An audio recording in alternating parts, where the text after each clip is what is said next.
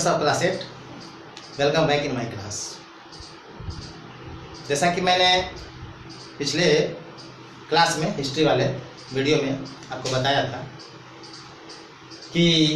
Modern Indian history को समझने के लिए, जानने के लिए वास्तव में किन किन चीज़ों पर ध्यान देना आवश्यक है जो हमारे देश में आसानी से उपलब्ध है, विभिन्न सेंटरों पर है, विभिन्न साइट्स पे है।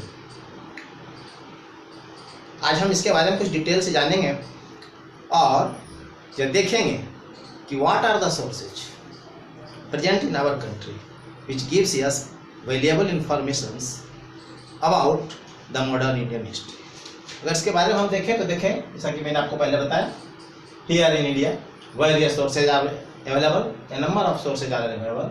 and among them some of important sources are, the foremost important is administrative records. These administrative records are really very much important in receiving or getting the informations related to this period. These records generally are found in form of documents which were documented about the different administrative actions in every government department from top to bottom level. ऊपर से नीचे के स्तर तक जो भी अधिकारी जहाँ भी जिस सरकारी विभाग में कार्यरत थे उनके द्वारा जो भी एक्शन लिया गया समय समय पर सबों को डॉक्यूमेंटेड करके रखने का एक वास्तव में रिवाज हो गया। एक गवर्नमेंट का ऑर्डर था, उस गवर्नमेंट ऑर्डर को फॉलो करने के क्रम में ये सारे डॉक्यूमेंट बनाए गए थे जो आज भी हमारे सामने उपलब्ध है। ये डॉक्यूमेंट्स हैं क्या वास्तव में? तो डॉक्यूमेंट्स ऑफ सेंट्रल लेवल अगर अलग अलग करके देखें तो कुछ जो डॉक्यूमेंट्स हैं वो national archives of India New Delhi में प्रिजर्व है, ठीक से उसको वहाँ रखा गया। All the documents are kept here and those documents are really collected by the central government at that time, जो वास्तव में इस national archive of India New Delhi में है। जितने सारे डॉक्यूमेंट्स अगर उसको हम उसके नेचर के हिसाब से, उसकी प्रकृति के हिसाब से, उसके इम्पोर्टेंस के हिसाब से देखें तो इसमें तरह तरह की जो है चीज़ें हैं जो हमारे हिस्ट्री, मॉडर्न इंडियन हिस्ट्री को समझने में विशेष सहायक है। Among these some of proceedings of government official meeting, कुछ जो डॉक्यूमेंट हैं वो समय समय पर वो जो सरकारी जो ऑफिस थे उनके जो मीटिंग्स के जो प्रोसीडिंग्स थे उनमें तरह तरह की जो कार्रवाइयाँ हुई थी उसके बारे में बाकायदा जो है रिकॉर्ड करके रखा गया है। कुछ जो है कई प्रकार के एक्ट पास किए गए समय समय पर, उन एक्ट्स को भी उसमें प्रिजर्व करके रखा गया है। और इन सारी घटनाओं का विभिन्न प्रकार के तथ्यों के जो आई विटनेस हैं, जो गवाह हैं, उन घटनाओं को जिसने प्रत्यक्ष देखा है, जिसने अपना वास्तव में बयान दिया है या रिटर्न रिकॉर्ड दिया है, उनको भी इसमें प्रिजर्व करके रखा गया है। डायरी ऑफ ऑफिशियल, डायरी लिखने का रिवाज था, खास करके कहे तो ब्रिटिश जितने भी ऑफिसर थे भारत में पोस्टेड और इवन इंडियन ऑफिसर्स भी जो थे समय समय पर जो बहाल हुए थे और डिफरेंट हायर पोस्टेड, उन सबों ने जो डायरी लिखने की जो प्रथा उनमें थी, उन डायरियों को भी, बीइंग ए गवर्नमेंट ऑफिसर, उन डायरियों को भी इस आर्काइव में सुरक्षित रखा गया है, जिससे आवश्यकता पड़ने पर उनसे भी हमें ढेर सारे ऐसे इंफॉर्मेशन मिलते हैं जो इस काल के हिस्ट्री को, मॉडर्न इंडियन हिस्ट्री को समझने में हमें काफ़ी सहायता देते हैं। साथ साथ समय समय पर विभिन्न गवर्नमेंट हाई ऑफिसर या लोअर ऑफिशियल्स ने जो कॉरेस्पॉन्डेंस किया through letters on different issue, different matters, वो भी यहाँ उपलब्ध है। बहुत सारे फरमान्स time to time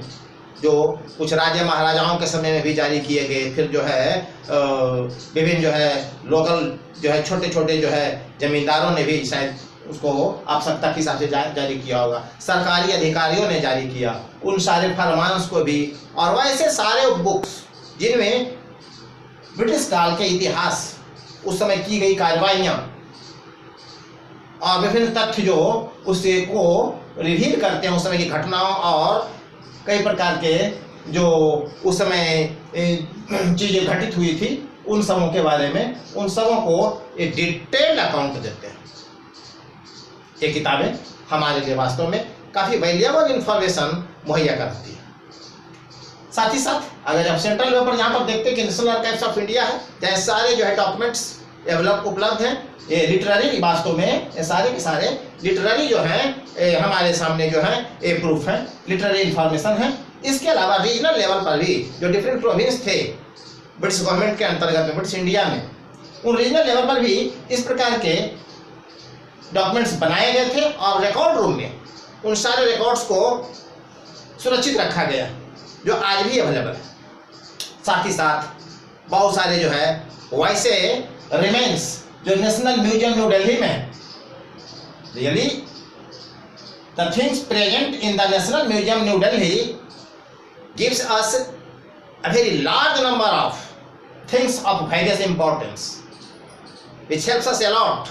in getting the information related to those things of this period. साथ ही साथ अगर हम देखें तो कुछ और रिकॉर्ड्स खास करके ब्रिटिश गवर्नमेंट में इस बात का ख्याल रखा गया था और कह सकते जोर दिया गया था कि भारत के आर्थिक, सामाजिक, राजनीतिक और भौगोलिक हर परिस्थिति का एकदम सूक्ष्मतम अध्ययन करने का प्रयास किया गया था। और इसमें जो समय समय पर जो सर्वे किए गए थे, चाहे वो समूचे देश के मैप से संबंधित हो, ज्योग्राफिकल मैप्स, या फिर जो है रेवेन्यू सर्वे के द्वारा कहाँ कहाँ किस प्रकार की जमीन कैसी है, जमीन का प्रकार क्या है, वहाँ क्या रेवेन्यू वास्तव में किस प्रकार के रेवेन्यू जो है रिफॉर्म के द्वारा जो है रेवेन्यू का जो है पैटर्न जो लागू किया गया, उन सबों को उसके संबंध में क्या क्या जो वास्तव में जो है उस पर परेशानियां आई और क्या उसके सॉल्यूशन दिए गए समय समय पर, वो सारे के सारे जो है इस में जो है बजाता जो है डिस्क्रिप्टिव मैनर में लिखा गया, उसका रिकॉर्ड रखा गया है। साथ ही साथ 1872 में भारत के सारे लोगों का, ब्रिटिश इंडिया का एक डेमोग्राफिक जो है सर्वे किया गया। हालांकि वो अनऑफिशियल था, बाद में 1881 से ऑफिशियल ये डेमोग्राफिक सर्वे किया गया जो सेंसस कहलाया। इस सेंसस के द्वारा भी भारत के विभिन्न भागों में जो लोग थे उनके बारे में काफ़ी महत्वपूर्ण जानकारियाँ मिलती हैं और इन जानकारियों से हमें इस काल यानी कि मॉडर्न इंडियन हिस्ट्री को समझने में काफ़ी मदद मिलती है। इसके अलावा हम और अगर देखें तो देखेंगे कि ब्रिटिश पीरियड में ढेर सारे टाउन्स जो उन्होंने अपनी सुविधा के लिए बनाए, वो एडमिनिस्ट्रेटिव सेंटर्स के रूप में थे या फिर ट्रेडिंग सेंटर्स के रूप में थे, या वास्तव में जो है वो मिलिट्री टाउन्स थे, गैरिसन टाउन्स थे। कई प्रकार के टाउन्स उसने बनाए और उन टाउन्स में अपने ढंग से चूंकि उसने डेवलप किया था, इसलिए जनरली यूरोपियन और ब्रिटिश जो है आर्किटेक्चरल जो है एक्सपर्टीज को यूज किया गया था, नोहाउ को यूज किया गया था। साथ ही साथ उसमें जो कि इंडियन एलिमेंट्स भी कुछ जो है शामिल हो गए थे, जो कि वहाँ उस शहर को बसाने में, ऐसे बिल्डिंग्स को बनाने में भारतीय कारीगरों और मजदूरों ने भी काफ़ी योगदान दिया था, उसमें इन्हीं की सहायता ली गई थी। तो both elements are perhaps very much intermingled during the structures and all are generally visible in these town and monuments on different sites. तो देखेंगे टाउन जिसे शिमला बसाया, शिमला को वास्तव में बसाया हिल स्टेशन पर डेवलप किया गया ब्रिटिश गवर्नमेंट के द्वारा, और इसको समर वैकेशन यानी कि जो होता है अभी हम लोग के यहाँ जो देखते हैं कि समर वैकेशन का रिवाज है, उस समय खास करके यहाँ की जलवायु जो है ब्रिटिश लोगों के लिए काफ़ी अनुकूल नहीं थी, तो गर्मी के दिनों में खास करके उन्हें उन ठंडे स्थानों में जाना पसंद था जहाँ उनके लिए मौसम थोड़ा ज़्यादा अनुकूल होता था और ये वास्तव में जो है लैंडलॉक जो इलाका हमारा है उसमें जो तापमान बहुत ज़्यादा जो है मैदानों में बढ़ जाता है, उससे बचने के लिए इस प्रकार के हिल स्टेशन जाया करते थे। उसी में से एक शिमला को जो बसाया उसको उसने अपना समर कैपिटल बनाया। इसके अलावा ढेर सारे टाउन भी इस समय डेवलप किए गए, कुछ पुराने शहर में ही जैसे न्यू दिल्ली में ही या फिर पटना में, कोलकाता तक का ही बसाया हुआ था वास्तव में, है ना। हालांकि और दूसरे जो शहर है जहाँ पुराने शहर थे लेकिन उसमें लखनऊ है, कानपुर है, इन सब में अपने अपने ढंग से अंग्रेजों ने अपने रेसिडेंशियल क्वार्टर्स बनाए, वहाँ जहाँ ब्रिटिश ऑफिसर्स हुआ करते थे उनके पर्पस को सोल्व करने के लिए, उनको सुरक्षित रखने के लिए एक खास रेसिडेंशियल जो है इलाका बनाया गया, जो एक टाउनशिप के रूप में वास्तव में था। उन सबों में जो महत्वपूर्ण टेक्नोलॉजी यूज की गई है या उसकी और भी ढेर सारी विशेषताएं हैं बिल्डिंग्स की, जो डेवलप हुआ आर्किटेक्चरल स्टाइल, उसके बारे में हमें टाउन्स और डिफरेंट मॉन्यूमेंट्स जो है का अच्छी खासी महत्वपूर्ण जानकारी देती है। इसके अलावा अगर हम देखें कुछ बिल्डिंग जो इस समय के हैं जो वास्तव में वर्ल्ड रिनोड है और अभी दुनिया भर में जाने जाते हैं अपने एक्सेलेंस के लिए, तो the Victoria Memorial of Fort William at Kolkata, साथ ही साथ विक्टोरिया टर्मिनस मुंबई, या राष्ट्रपति भवन न्यू दिल्ली, वास्तव में वाइसरॉय हाउस के रूप में था जो आज राष्ट्रपति भवन के रूप में न्यू दिल्ली के रूप में है। तो ये सारे बिल्डिंग्स उस काल के इतिहास को, वो ठीक है कि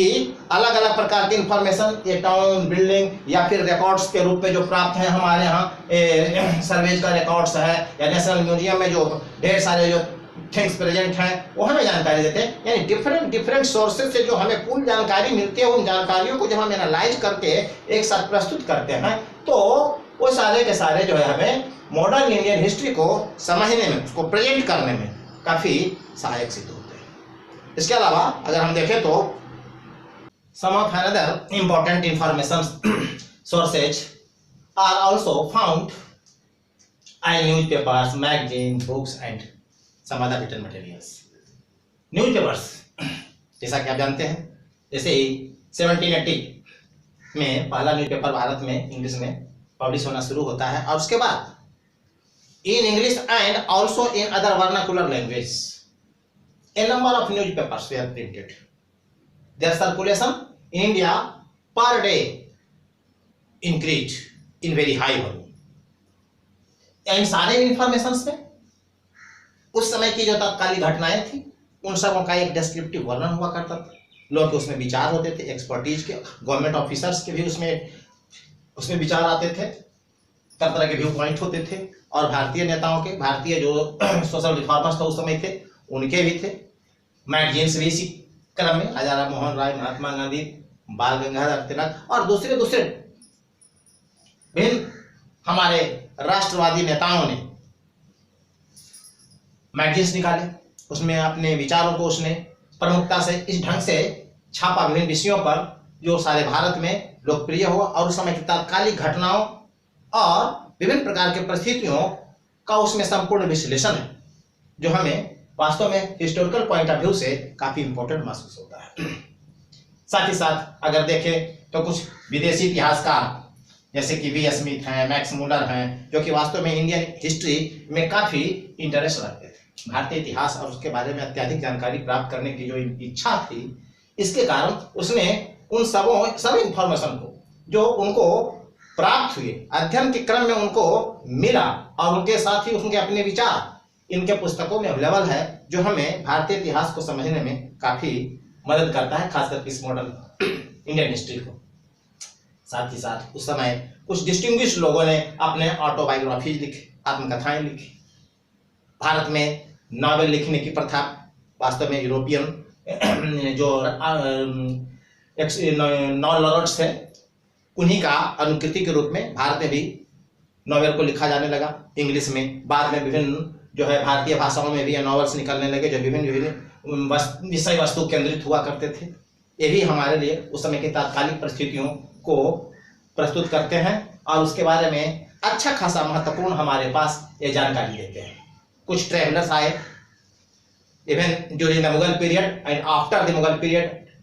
साथ ही साथ कह सकते हैं कि अगर जो हम ब्रिटिश पीरियड के बारे में कहें तो इस समय बहुत ढेर सारे ट्रैवलर्स समय समय पर हमारे देश में आए। इन्होंने जो कुछ भी यहाँ देखा समझा उसको अपने अकाउंट्स में बड़े ही डिस्क्रिप्टिव ढंग से लिखा है। ये ट्रैवलर्स अकाउंट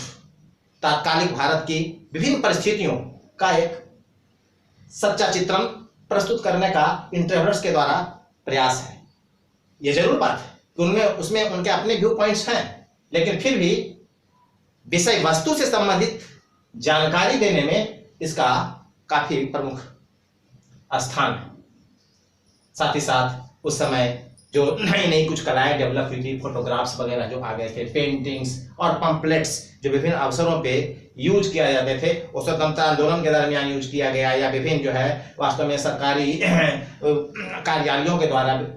जो जारी किए गए विभिन्न विषय वस्तुओं पर, उन सबों के द्वारा भी हमें अच्छे खासे इंफॉर्मेशन मिलते हैं। और खास करके वो घटना केंद्रित होते हैं और स्थान केंद्रित होते हैं। इन स्थान केंद्रित और घटना केंद्रित विषय वस्तु से संबंधित ये जो फोटोग्राफ्स होते थे, वो हमारे सामने बहुत सारे ऐसे इंफॉर्मेशन देते हैं जो कहीं लिटरेरी रिकॉर्ड्स में नहीं मिलते हैं। इसलिए इनका भी काफी अच्छा खासा योगदान है इस काल के इतिहास को समझने में।